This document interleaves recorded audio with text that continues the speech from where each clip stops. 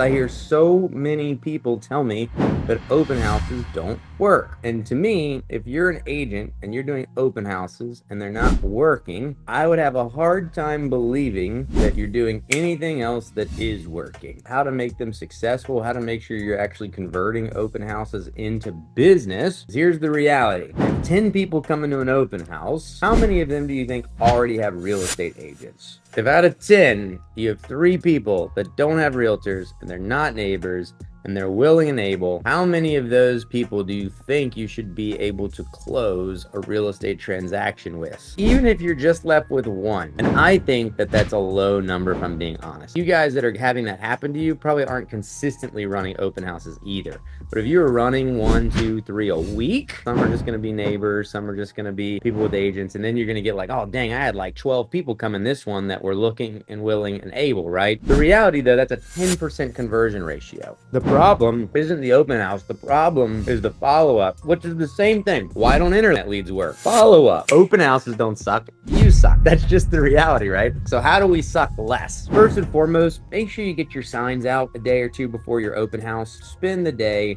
to go out and get stuff in and do it right from the first time. Just go ahead and order like 50 to 100 open house point in signs like right now. That way, when you go out the day before, every single lead in sign, you're going to have hopefully your name or logo or some kind of contact information on it. And it's going to point these people to these open houses on every single one you're doing. That way you're getting billboard traffic, right? Everybody that's driving by the neighborhood for the next day or 2, they're going to see, hopefully they're going to give you a call at some point and say, hey, I saw your sign.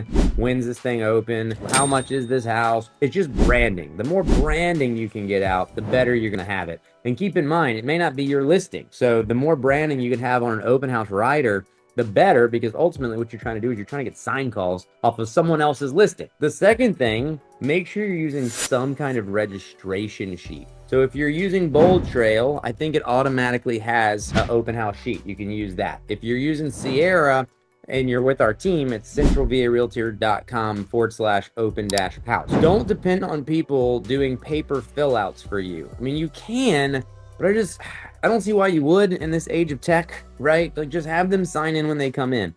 If you don't want them to sign in on a computer or you don't have internet, keep in mind there's also a QR code. So you can also just take a screenshot of that QR code and you can put that on a Word document, right? Just a blank document that says please register before entering. And then you can just tape it on the front door if you want. So just tell people when they come in, hey, just want to make sure you register. The sellers want to track everybody that comes through, especially if it gets busy and I don't get to talk to somebody. We just like to keep a footprint of who all is coming in the house, make sure we can track and do our job as listing agents, right? Representing the seller. Boom. That's it. If they refuse, don't let them look at the house. And I would just say, hey, this is for the sellers. This is for protection. This is for safety. We like to track everybody that's coming through. And you can let them know, hey, if you've got a realtor, it's okay. But if they don't have a realtor, you want to get them to register, because now they're going to drop right into your website. You'll be able to set up a search from your website if you want. You'll be able to see what they're doing if they start looking at stuff within your website, because the reality is you should have action plans. You should have marketing tactics. You should have AI bots. You should have all of that stuff built in. If you're doing 2 or 3 open houses a week and you're getting 20 to 30 people a week, that's going to be 100 plus people a month coming through your pipeline. Do you really want to rely on paper notes to keep track of all these people? You can't manage what you can't measure. So if you're measuring all of your leads on paper and you're not logging the calls and you don't know what the last conversation you had was and you don't know what they're looking for and you don't know their kid's name and you don't know their dog's name and you don't know everything about them, do you think in 7 months you're going to remember who these people are when you go back and look? You're not. And it's like Chang said earlier, some of these people are a year out. So you need all of the specific notes that you can get as you're making follow-ups with these people. The biggest issue is that people come into the open house, they either don't register right, or they register and someone says, hey, here's my business card, give me a call if I can help you, and then they never call. So then the flip side is,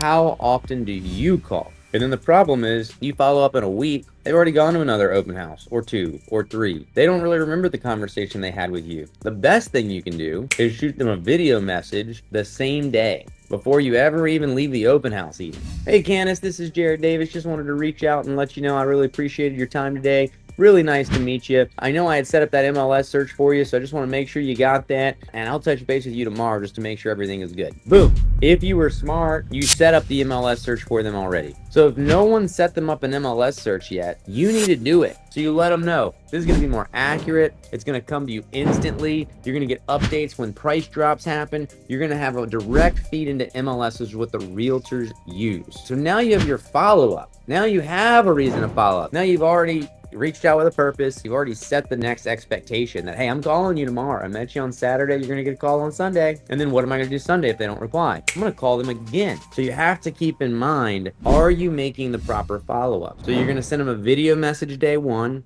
You're going to make sure they got that MLS search. If you didn't set them up on an MLS search, make that your video message, right? If now you've talked to them 2 or 3 times, they have a feed coming, which means now you're contacting them every day. They've given you permission to contact them with a search. And then you're going to follow up and you're going to say, hey, I know I met you at the open house last weekend. Are there any coming up this weekend? I'm happy to set that up. So now you've offered them MLS searches, you've offered them value, sent them individual homes. You've maybe hopefully given them some insight throughout the conversations that you've had on the process. And if they say no for right now, that's okay. Because you know what you're going to do? You're going to call them every single week after that, at least once. You're offering your services. So you're going to watch these people's searches. You're going to offer value on rates. You're going to offer value on updates. You're a salesperson. You're adding in the stuff. So you have to be that voice of reason. You have to be that voice of guidance. And the more you talk to them, the more you follow up, the more you can guide, then the more you're going to close. And that's the whole point. Because no matter what you're going to do, most of these people aren't going to close overnight. But then they get used to hearing from you,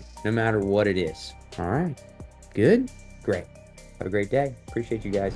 Thank you so much for tuning in to one of our weekly training calls. Obviously, you caught the recorded session, but if you're interested in catching any of our live sessions that we do them typically on Mondays. I'm going to put the link below. So if you want to join any of our trainings live so that you can participate, feel free to come. This is for our EXP group that we have here, our Omega group of agents, but it's open to anybody that wants to join, really. So if you're looking for coaching, if you're looking for training, feel free to hit that link below, and we'll see you on one of our live calls.